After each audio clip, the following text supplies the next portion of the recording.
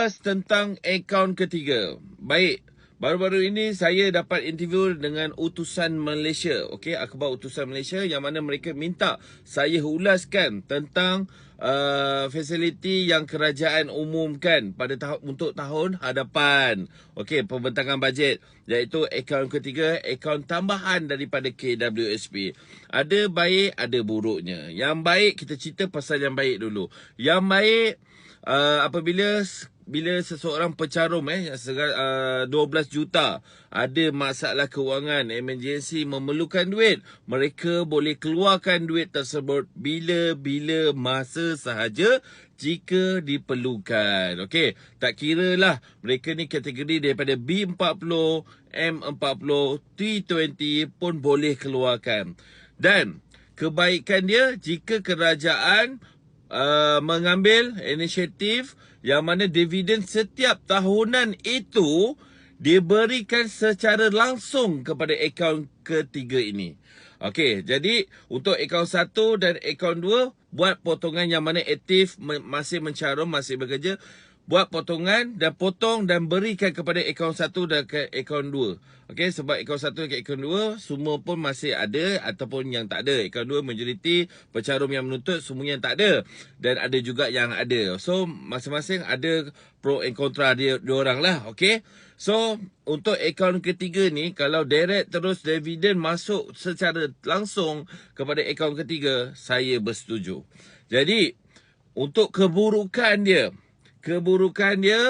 kalau macam mana orang-orang yang dah tak aktif mencarum, khususnya kepada suri rumah ke, bapa tunggal ke, mak tunggal ke, mereka-mereka ini dah tak bekerja. Macam mana mereka ini nak menikmati manfaat yang kerajaan berikan ini? Kalau boleh, buat sama rata. Fikir mendalam-dalam. Macam mana kita nak buat akaun ketiga ini memberi manfaat kepada 12 juta pencarum yang aktif ataupun yang tak aktif. Ini kerajaan kena fikirkan. Jangan kerajaan membenarkan hanya kepada mereka-mereka yang mencarum saja untuk mengeluarkan akaun ketiga bila-bila masa dan apabila memerlukan waktu kecemasan.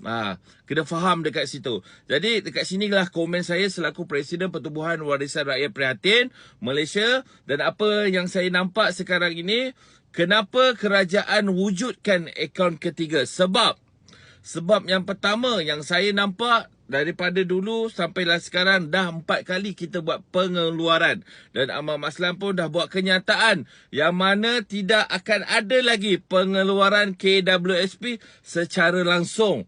Walaupun diorang tengah wujudkan pengeluaran akaun ketiga. Ini pandangan daripada saya selaku Presiden. Yang mana saya meminta kepada pihak kerajaan lebih teliti lagi dalam melaksanakan akaun ketiga ini. Sebab kena beri keadilan kepada orang yang tak bekerja juga. Macam mana? Kalau orang yang tak bekerja, okey, mereka akan dapat dividen. Macam saya cakap, kalau akaun pertama mereka cukup duit, mereka akan dapat dividen setiap tahun. Tak kiralah berapa sen sekalipun. Yang penting dividen itu masuk secara langsung di dalam akaun ketiga. Dan untuk yang mana aktif, masih aktif bekerja tu apa semua, buat potongan dan berikan potongan itu masuk secara akaun 1 dan akaun 2. Kalau kerajaan buat satu tetapan, akaun ketiga ni macam mana nak ada duit. Okey, contoh akaun ketiga macam mana nak ada duit. Dia buat siapa yang aktif mencarum, contoh majikan potong, dia siap potong semua 600. Okey, 600 inilah kena bahagi 3 kepada 3 akaun ni. Sampai bila duit akaun ketiga tu nak terkumpul banyak, betul tak? Jadi pandangan saya selaku Presiden, selaku yang memperjuangkan isu KWSP, walaupun kerajaan tak nak benarkan sekalipun apa yang rakyat tuntut, tak apa. Yang penting benarkan pengeluaran ini. Akaun 1 top up kepada akaun ketiga dan dividen setiap tahunan itu masuk secara langsung. Dan yang mana aktif mencarum itu, bulanan itu potong masuk kepada akaun 1 dan kedua.